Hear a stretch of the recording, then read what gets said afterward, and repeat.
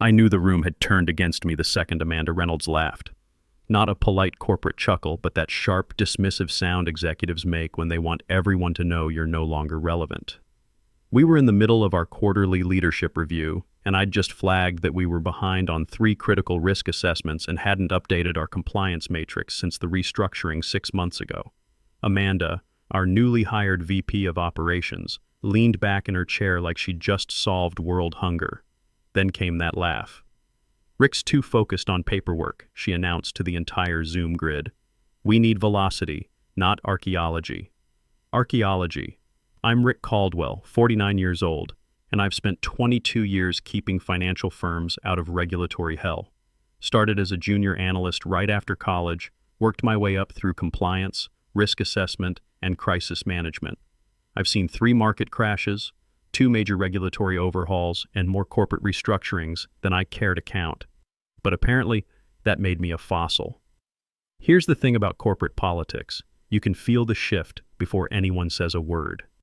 I sat there frozen, not because it hurt, though it did, but because I recognized that tone. I'd heard it before during the dot-com crash, during 2008, every time someone young and ambitious decided that experience was just another word for obsolete. The laugh was always the opening shot, and it always ended with someone like me getting pushed aside. By the end of that week, the risk management framework I'd built over 15 years was a crime scene. Dead processes everywhere. Vendor documentation eliminated for efficiency. My budget slashed from $1.8 million to $520,000, nearly a 70% cut. My team of 4 seasoned risk analysts scattered across departments where they now reported to operations managers who thought risk appetite was something you discussed over lunch. Amanda didn't fire me outright. That would have required HR paperwork and exit interviews and all sorts of complications. Instead, she starved the position until it collapsed from within. I still had the title Senior Risk Director, still had my badge access, but no authority, no meetings that mattered, no say in anything that could impact the bottom line. When I did speak up, which wasn't often anymore, I got that corporate smile people give when they think you've forgotten how the world works now. What really got me was how systematic it was. Amanda had clearly done this before, probably at her last 2 consulting gigs.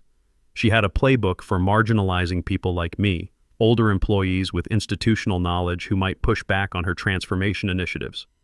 I didn't argue, didn't send desperate emails to the CEO or make a scene in Slack.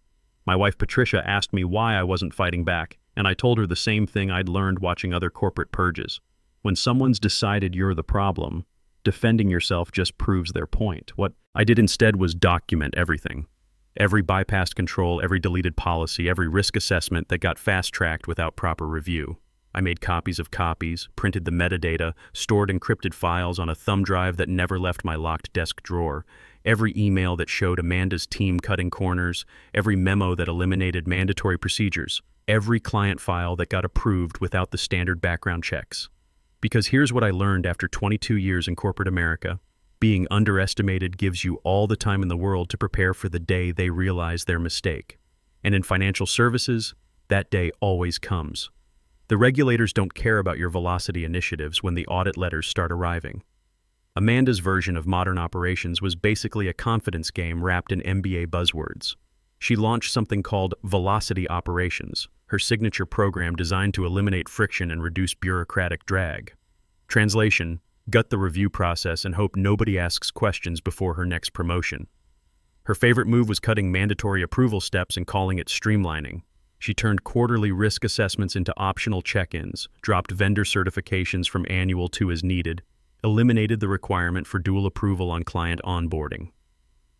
When someone from legal asked if this complied with FINRA 3110 requirements, Amanda waved it off.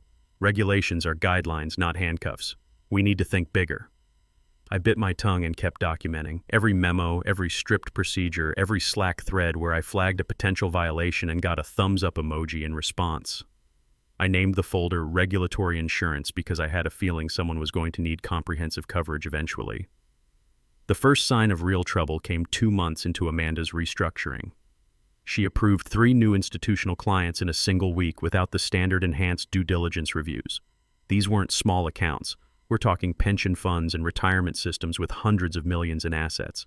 The kind of clients that require background checks, financial stability screenings, and regulatory disclosure packages that can take weeks to properly review. One of them, Meridian Capital, caught my attention immediately. Their compliance officer had left his previous firm under suspicious circumstances, and they had a pending SEC enforcement action for inadequate record-keeping. Exactly the kind of red flag that should have triggered our enhanced screening protocols. I flagged it quietly, sent a note to our compliance team, and copied Amanda. Couldn't locate the enhanced due diligence package for Meridian Capital. Do we have their regulatory disclosure forms and background verification on file? Amanda replied in 8 words. You're the past, Rick. Let progress happen. That one got printed, dated, and filed in a special section I was starting to think of as evidence of willful negligence. Because in financial services, willful negligence isn't just a fireable offense, it can be a criminal one. What I couldn't figure out was whether Amanda genuinely didn't understand the regulatory environment, or if she just didn't care. Either way, she was building a compliance disaster that was going to explode eventually. The only question was whether I'd still be around to help clean up the mess, or if I'd be long gone by the time the regulators showed up asking questions. Turns out, I wouldn't have to wait long to find out. The documentation trail didn't just fray under Amanda's leadership, it completely disintegrated. Every client brought in under her fast-track onboarding program came with missing paperwork, no enhanced due diligence worksheets, no regulatory history reviews, no financial stability screenings that any competent risk officer would require before onboarding institutional clients. I'll tell you what really bothered me. It wasn't just the shortcuts. It was how proud Amanda seemed of them. She'd reference our streamlined processes in board presentations, talking about how we'd eliminated redundant friction points in client acquisition. What she'd actually eliminated were the safeguards that kept us out of regulatory trouble. One client's compliance certification had expired 8 months earlier and still listed the wrong business address. Another hadn't completed our standard FINRA suitability questionnaire, and Amanda's solution was elegant in its simplicity. Let's get them trading and catch up on paperwork later. Later. That word is dynamite in financial services. Later is where the enforcement actions live, where regulatory fines compound, where careers end in congressional hearings. But Amanda wielded later like it was some breakthrough innovation in client service. Every time I brought up a gap in documentation, she'd smile and say, "Rick, you worry too much. We're not splitting atoms here. We're facilitating capital allocation." She had this way of making prudent risk management sound like paranoid micromanagement. I didn't bother explaining that our biggest client, Pinnacle Retirement Systems, managed $400 million in pension funds. We were legally bound to enhance due diligence under ERISA Section 404, buried deep in their service agreement. She wouldn't have listened anyway. Amanda had that consultant's confidence, the kind that comes from fixing other people's companies for 6 months before moving on to the next engagement. Meanwhile, the actual risk infrastructure began to rot from the inside. Review cycles were skipped entirely. Audit logs weren't maintained. Client risk scorecards disappeared from our quarterly reports. The monthly risk committee meetings I'd been running for 8 years, canceled for efficiency. That's when Amanda brought in Kevin Brooks, her golden boy. 26 years old, MBA from Wharton, 3 years at McKinsey before jumping to operations consulting. Sharp kid, I'll give him that. But he looked at our compliance framework like it was some ancient filing system that needed to be digitized and optimized. Kevin's first move was renaming our shared compliance folder from Risk Management Documentation to Ops Excellence Hub. When I asked him about maintaining our SOX 404 audit trails, he looked at me like I'd asked about maintaining our telegraph equipment. You know what else disappeared? Our quarterly backup procedures for client data. Kevin decided we didn't need local redundancy since everything was in the cloud anyway. I tried explaining that regulatory examinations require 7-year data retention with specific recovery protocols, but I got the same smile Amanda gave me, polite, dismissive, slightly confused about why anyone would care about such details.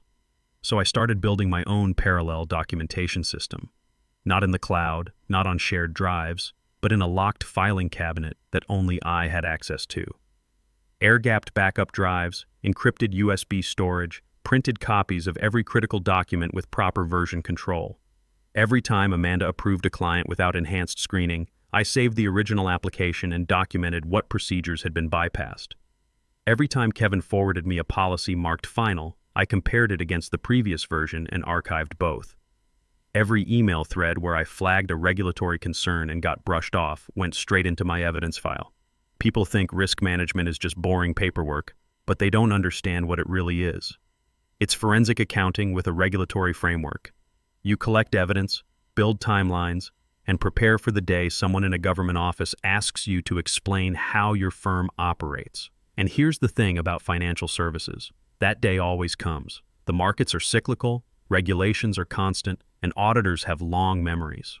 Amanda was giving me material faster than I could document it, building what I could only describe as a compliance house of cards while convincing the board it was Fort Knox. I kept my voice low and my objections minimal. But inside I was cataloging every violation like evidence in a federal case because that's probably what it would become eventually. The real acceleration happened around month 4 of Amanda's tenure. She was feeling confident, getting positive feedback from senior management about our improved operational efficiency. Client acquisition was up 40%, processing times were down 60%, and the board loved hearing about our modernized approach to risk assessment. What they didn't hear about were the 12 client files sitting in Kevin's inbox without required regulatory disclosures, or the 3 pension fund clients we'd onboarded without proper e-RESA compliance documentation, or the vendor contracts that had been approved without the mandatory third-party risk assessments. I started staying late, not because anyone asked me to, but because that's when I could access the systems without Kevin or Amanda monitoring what I was reviewing. I'd print out the original client applications, cross-reference them with the abbreviated versions that had actually been processed, and document exactly what due diligence steps had been skipped. The patterns were clear and systematic. Amanda wasn't just cutting corners randomly. She had a specific methodology for bypassing our most important safeguards while maintaining the appearance of proper procedures. It was almost impressive in its thoroughness. But the thing about regulatory compliance is that it's binary. You're either compliant or you're not. There's no partial credit for efficiency improvements when you're missing mandatory documentation during an examination. I remember the exact moment I realized how bad things had gotten. I was reviewing our client risk database and noticed that 23 of our institutional accounts, representing over $800 million in assets, had been approved in the past 6 months with incomplete due diligence packages. 23. In a properly functioning risk management system, even one incomplete file would trigger a comprehensive review. That night, I went home and told Patricia that I thought we were heading for serious regulatory trouble. She asked if I should warn someone, maybe try to fix things before they got worse. I explained that I'd already tried multiple times and been told I was stuck in the past. Sometimes the best thing you can do is document everything and wait for reality to catch up with optimism. In financial services, reality always wins eventually. The regulatory examination notice hit our compliance inbox like a lightning strike on a clear day. I was at my desk on a Tuesday morning when I saw the email from the SEC's Asset Management Division. Joint Regulatory Examination, SEC and FINRA. 90-day look back on client onboarding procedures. 5 business day response window for all documentation requests. 5 business days. To prepare for a full-scope regulatory audit covering our entire client acquisition process over the past 3 months. Every background check, every risk assessment, every piece of documentation that separated us from a consent order and potential multi-million-dollar fines. My phone stayed silent. My calendar remained empty. No emergency meeting invite, no urgent call from Amanda, no mention of my involvement. That told me everything I needed to know about where I stood in the new organizational structure. I watched from the sidelines as Amanda reacted exactly the way people like her always do when reality shows up uninvited. She called an all-hands meeting, cracked jokes about regulatory theater, and assured everyone that we just needed to package our existing processes professionally. "Look, they do these examinations all the time," she said, standing at the front of our main conference room. "It's basically a compliance audit with government letterhead. We document what we're already doing, show them our streamlined processes, and they check their boxes. Kevin's got this handled." Kevin nodded enthusiastically, already pulling up a Google Slides presentation he'd apparently started working on during the meeting. The kid had confidence, I'll give him that. Unfortunately, confidence doesn't generate missing documentation. She assigned the entire response to Kevin and 2 junior analysts who'd been with the firm for less than a year. Their first move was creating what Kevin called a regulatory response war room in our largest conference space, complete with whiteboards, sticky notes, and energy drinks. They kicked things off by announcing they'd knock this out like a consulting engagement and started building timelines on colorful poster boards. A consulting engagement for a federal examination that could potentially shut down our operations. I stayed out of it visibly. No objections, no offers to help, because helping would mean co-signing a disaster in progress. Instead, I kept my head down and listened to their frantic planning sessions from my corner office. The gaps became obvious within hours. They'd mixed up client files, lost track of approval workflows, and couldn't locate half the due diligence packages that Amanda's team had supposedly completed. When they looked for our enhanced screening procedures for retirement fund clients, Kevin discovered that most of the documentation existed only as checkbox entries in a spreadsheet.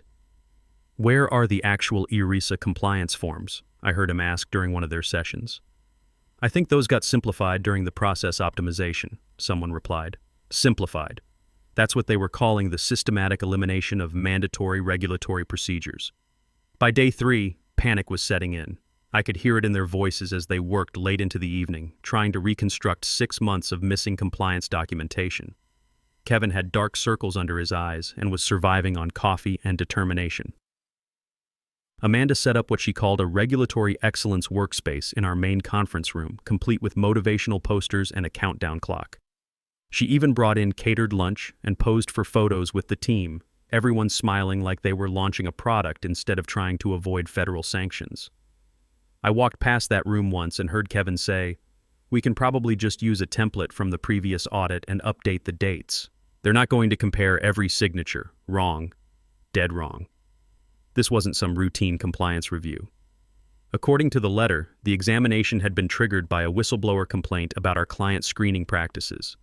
The SEC and FINRA weren't looking for paperwork compliance, they were hunting for evidence of systematic regulatory avoidance. The lead examiner was going to be Patricia Williams from the SEC's Enforcement Division. I'd heard her name in industry circles. 15 years of experience, reputation for thoroughness, and a track record of asking the kind of detailed questions that made compliance officers wake up in cold sweats. What Kevin and his team didn't understand was that experienced regulators don't just review what you give them. They cross-reference everything, check dates against workflows, verify signatures against authorization records. They look for patterns that indicate willful non-compliance versus accidental oversights. I knew what was coming. The timelines wouldn't match. The signatures wouldn't align with approval dates. The due diligence packages would reveal themselves as hastily assembled fiction created after the fact. And Amanda, still making jokes about bureaucratic box checking, had no idea she was about to walk into a federal examination with blank ammunition. Here's what she didn't know, what none of them knew, was that I hadn't just kept copies of the original documents. I'd maintained complete audit trails showing who had changed what, when they'd made the changes, and what mandatory procedures they'd bypassed to make it happen. Every email where Amanda had overruled compliance requirements, every memo where Kevin had eliminated redundant verification steps, every client file that had been fast-tracked without proper regulatory review. I had the metadata, the version histories, the electronic signatures that would show exactly when corners had been cut and who had authorized the shortcuts. Because this was never about saving my job or getting revenge on Amanda. This was about protecting the firm from the consequences of willful regulatory negligence. And in financial services, those consequences aren't just financial. They can be criminal. The night before the examination, I did something I'd never done before in 22 years of corporate compliance work. I went home and told Patricia that there was a good chance I'd be spending the next several weeks helping federal regulators understand how our risk management systems actually worked. "Are you in trouble?" she asked. "No," I said, "but Amanda is about to be." The examination team was scheduled to arrive Thursday morning at 9 a.m. I set my alarm for 6:30, made sure my documentation files were properly organized, and went to bed early. Tomorrow was going to be a very long day, and I wanted to be ready when the regulators started asking questions that Kevin couldn't answer. Sometimes in corporate life, you spend years building systems and processes that you hope you'll never need to use. But when that day comes, when the auditors arrive and start asking the hard questions, you want to be the person with the right answers, not the person scrambling to create them. I had a feeling I was about to find out which category I fell into. The examination team didn't storm in like federal agents making arrests. They arrived like accountants with badges, quiet, methodical, and carrying the kind of thick binders that meant someone's day was about to get very complicated. Patricia Williams, the lead examiner, was a compact woman in her early 50s with silver-streaked hair and the unhurried confidence of someone who'd seen every excuse in the regulatory playbook. She didn't waste time with small talk or pleasantries. She looked directly at Amanda and said, "We'll start with your enhanced due diligence procedures for institutional clients, beginning with the Meridian Capital onboarding file." Meridian Capital, the client I'd flagged 4 months ago, the one with pending SEC enforcement actions that should have triggered enhanced screening protocols. Amanda's smile flickered for just a second before she launched into full charm mode. "Absolutely.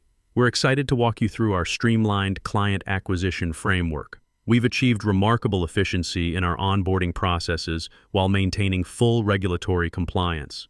Williams didn't look impressed. She opened her binder and consulted a typed sheet. "We'd prefer to see the actual documentation, complete file, from initial contact through final approval, including all required FINRA 3110 supervisory procedures." The conference room went quiet except for the sound of Kevin frantically typing into his laptop like he could manifest the missing files through sheer keyboard activity. "We can definitely provide a comprehensive overview today," Amanda said, her voice still confident but with a slight edge creeping in, "and then follow up with any supporting materials you might need." "We need the original documents now," Williams replied. "Enhanced due diligence worksheets, background verification reports, regulatory disclosure forms, and the completed suitability analysis. These are standard requirements for institutional accounts." I was sitting at the far end of the table, essentially invisible. Nobody had introduced me to the examination team. I hadn't spoken a word.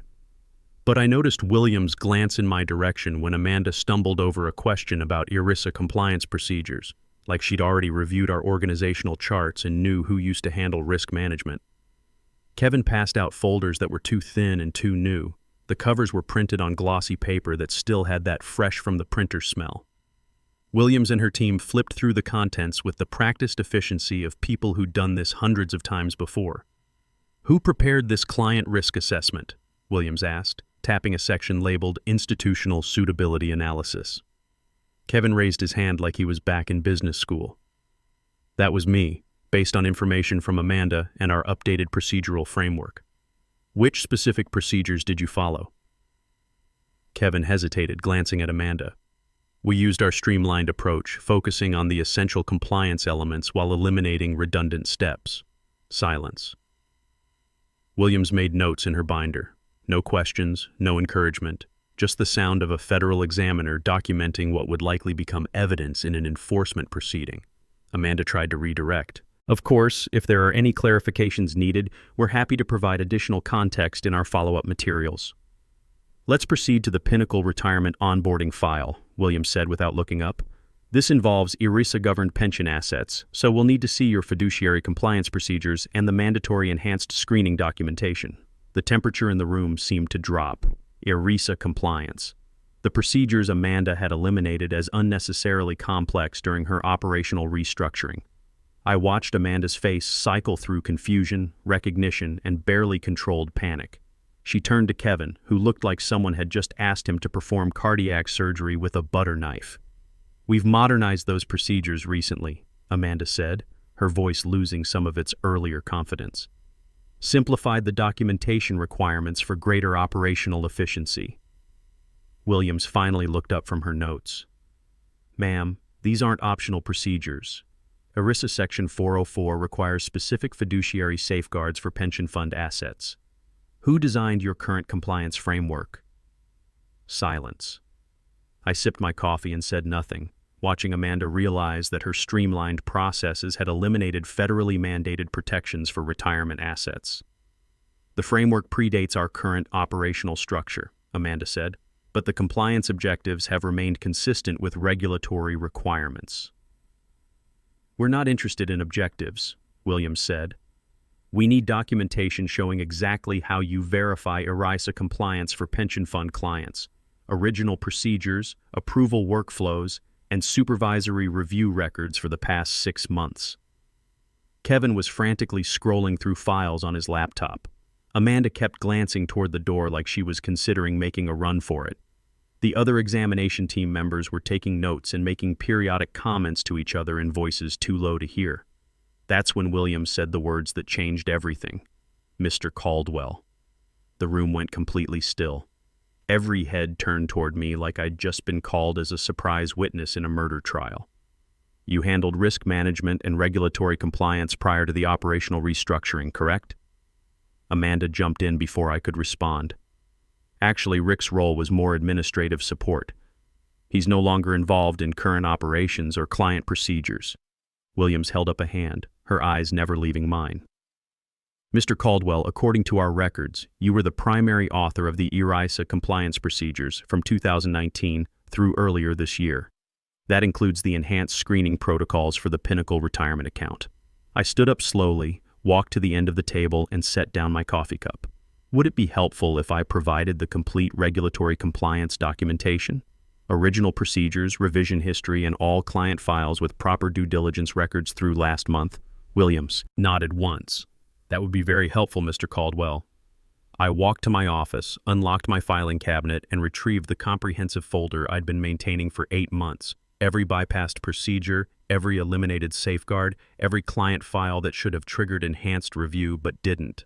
When I returned to the conference room, the silence was absolute. I placed the folder on the table with the same care I'd use handling evidence in a federal courtroom. Williams opened it and began reviewing the contents. Page after page of properly completed forms, detailed risk assessments, comprehensive background checks, and documented supervisory reviews. Everything Amanda's team couldn't produce because they'd never actually done the work. "This appears to be complete documentation for all institutional accounts," Williams said, making notes. "Exactly what we requested." Amanda was staring at the folder like it contained photographic evidence of a crime, which, from a regulatory perspective, it basically did. The examination concluded 2 hours later. Williams thanked me personally for my cooperation and said someone from their office would be in touch if they needed additional information. I said I'd be available. Amanda didn't say anything. Kevin had stopped typing and was staring at his laptop screen like it might provide answers to questions he didn't know how to ask. The enforcement action came down 3 weeks later, $12 million in fines for systematic failures in client screening and supervisory procedures. Amanda was terminated within 48 hours for material deficiencies in regulatory oversight. Kevin was reassigned to a junior analyst position with mandatory compliance training. I got a call from our CEO asking if I'd consider the Chief Risk Officer position. New title, $180,000 salary increase, expanded authority, and a board mandate that all operational changes required my approval before implementation. My first official act was implementing what I called the Regulatory Integrity Protocol, mandatory documentation for all client onboarding, quarterly compliance audits, and zero tolerance for procedural shortcuts regardless of operational efficiency concerns. Some people complained about the new requirements. Others adapted.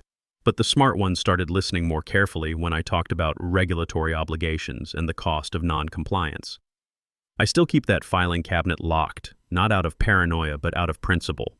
Because in corporate America, the people who pay attention to details and follow proper procedures aren't the ones who get recognition until something goes wrong.